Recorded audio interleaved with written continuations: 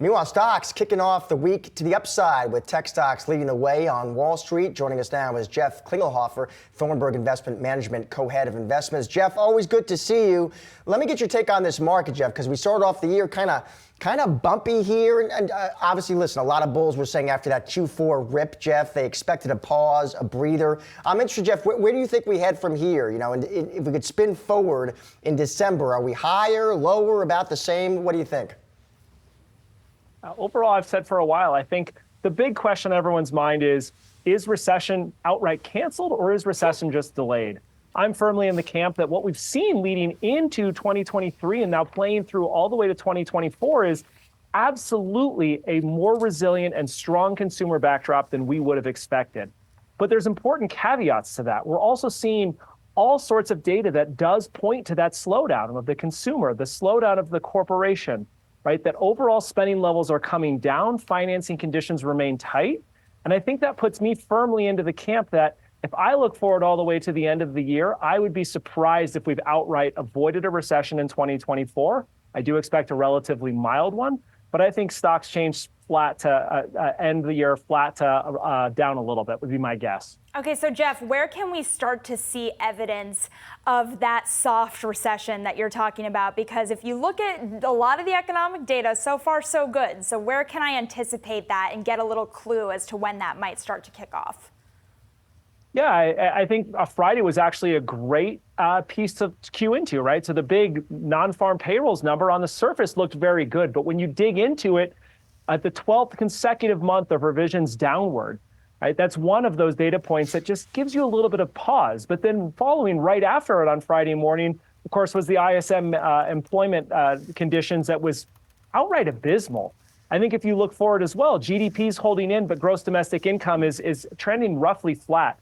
So on all sides of the coin, you have these very conflicting data points, and usually the downside ones are the more forward-looking ones. And so that's really where we're focused.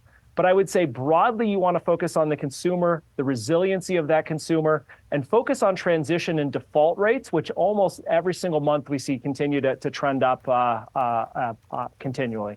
And so, Jeff, given your outlook on the economy, the consumer, what does corporate earnings growth look like to you in 2024? Not as high as estimates are pointing to. That's certainly true. So I think that's one thing where the market has gotten ahead of itself, right? Coming into 23 on the back of the Fed, the market was anticipating on the back of the fastest and highest rate hiking cycle that we'd have one of the shortest time periods before that first hike and the recession took place. Now, what we're easing into in 2024 is just what would be very historically normal. So roughly 23 months on average between that first hike and that first negative payrolls print, we're sitting at 23 months. So what we haven't seen is an accelerated timeline, but what we don't know yet and what I don't anticipate is an outright cancellation as we look forward. I'm curious then, we're seeing that flows into cash are far outpacing flows into equities.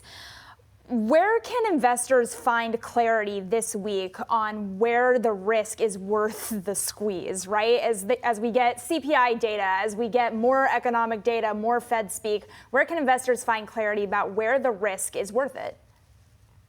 I think watching that CPI print certainly is key.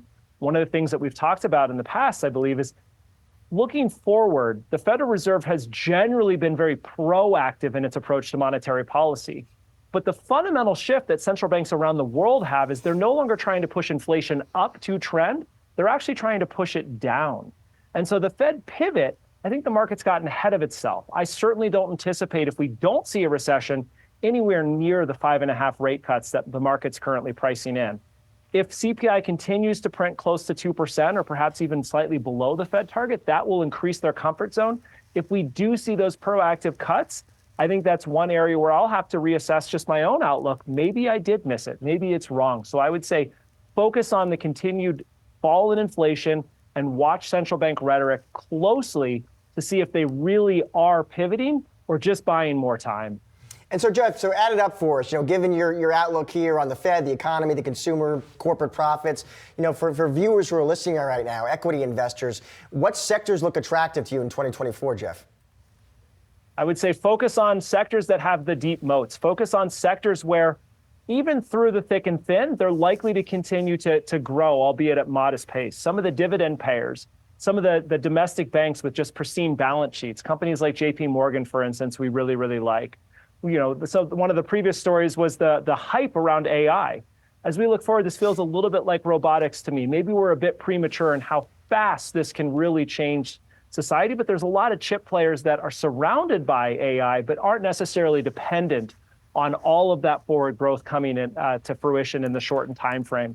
So really focus on companies with resiliency, a deep moat, and focus on downside protection, because I think the question is unanswerable. I don't know if we see a recession in 2024, but markets aren't pricing one. So the downside is significant if it does come to fruition. Right, Jeff, it reminds me of be fearful when people are greedy and greedy when people are fearful. Maybe that adage is coming true in the market trade this year. Jeff, really appreciate it. Thank you so much for coming on our show this afternoon to break down all the market moves there.